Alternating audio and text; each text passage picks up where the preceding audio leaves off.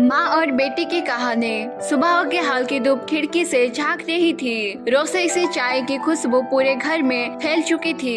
शांति देवी रोज की तरह सबसे पहले उठ चुकी थी। उनके चेहरे पर छुरियां थी, लेकिन आंखों में वही पुरानी चमक, अपनी बेटी के लिए कुछ कर गुजरने की चमक। उनकी बेटी अनन्या अभी सो रही थी। किताबें बिस्तर के पास बिखरी पड़ी थी। रात देर तक पढ़ने की आदत उसकी रज कर्म की जिंदगी का हिस्सा बन चुकी थी। शांति देवी जब उसे ऐसे देखती तो मन में एक अजीब सी ठोस और गर्व देने साथ उमड़ पड़ते। शांति देवी का जीवन आसान नहीं था। बहुत छोटी उम्र में उनकी शादी हो गई थी। सपने थे, लेकिन जिम्मेदारियां ने उन्हें कब दबा दिया पता ही नहीं चला। पति एक साधारण नौकरी करते थे। आमदनी सीमित थी, लेकिन घर में प्यार की कमी नहीं थी। फिर एक दिन अचानक बीमारी से सब कुछ बदल दिया। पति का देहांत हो गया और शांति देवी की दुनिया एक झटके में उजड़ गई। उस वक्त अनन्या सिर्फ 5 साल की थी। उस दिन से शांति देवी ने रोने का एक भी जैसे छोड़ दिया।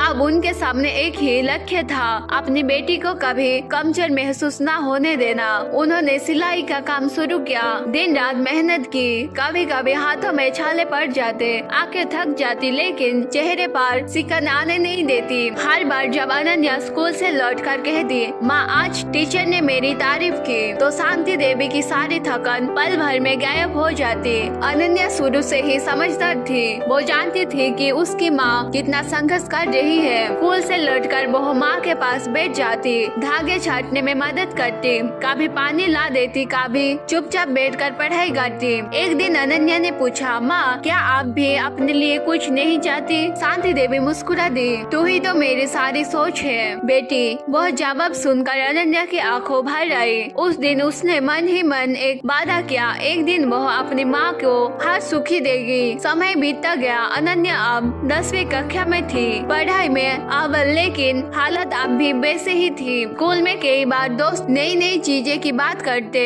मोबाइल, कोचिंग, घूमने फिरने की योजनाएं। अनन्या चुप रह जाती। उसे बुरा नहीं लगता था, लेकिन दिल के किसी कोने में एक सवाल जरूर उठता, क्या गरीबी सपने को छोटा कर देती है? एक शाम जब बिजली चली गई थी, माँ बेटी आंगन में बैठे थे।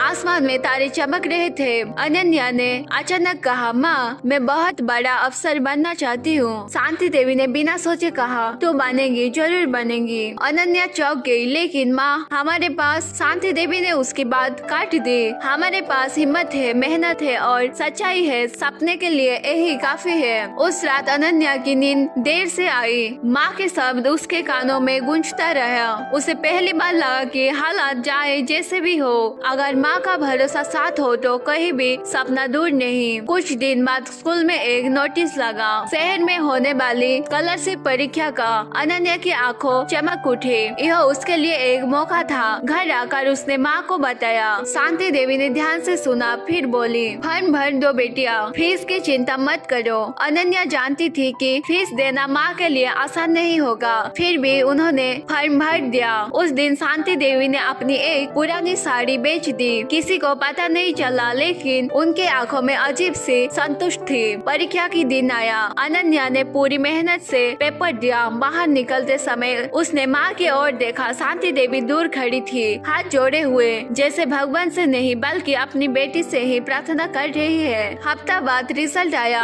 अनन्या का नाम सूची में था। घर में खुशी का माहौल था। शांति देवी ने पहली बार खुलकर रोया, खुशी के आंसू। देखा माँ अपना भरोसा काम आया, अनन्या ने कहा। शांति देवी ने उसे गले लगाया। यह तो बस शुरुआत है बेटिया, लेकिन हर शुरुआत के साथ नई चुनौतियाँ भी आती है। स्कॉलरशिप तो मिल गई थी, पर आगे की पढ़ाई, शहर का माहौल, समझ की बात, सब कुछ अनन्या और शांति देवी को सामने खड़ा था। कई लोग कहने लगे, लड़की है, इतना पढ़कर क्या करेगी, शादी की उम्र निकल जाएगी। शांति देवी चुप रही, लेकिन उसके भीतर एक आग जल रही थी। उन्होंने ठान लिया था, दुनिया कुछ भी कहे, उनकी बेटी रुकेगी नहीं। रात को अनन्या ने माँ से पूछा, माँ क्या आपको डर नहीं लगता? शांति देवी ने उसका माथा चूमते हुए कहा, डर लगता है, लेकिन तुझ पर भरोसा उससे बड़ा है। खिड़की के बाहर अंधेरा था, लेकिन घर के अंदर उम्मीद का दिया जल चुका था। माँ और बेटी, दो अलग पीढ़ियाँ, लेकिन